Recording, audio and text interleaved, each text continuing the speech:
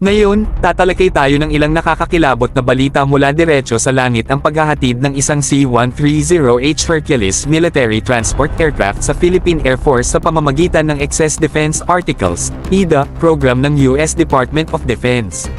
Sabay-sabay tayong maghanda para sa isang biyahe ng kakaibang impormasyon at mga update.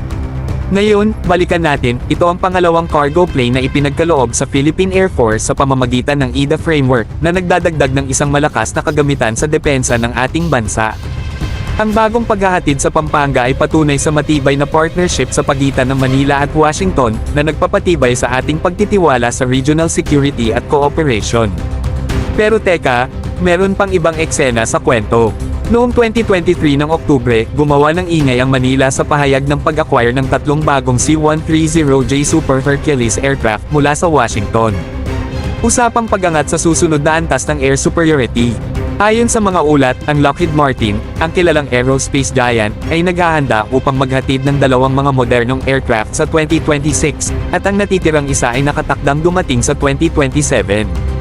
Sa state-of-the-art na teknolohiya at kahusayan, ang mga Super Hercules plane ay handang baguhin ang kakayahan ng ating Air Force.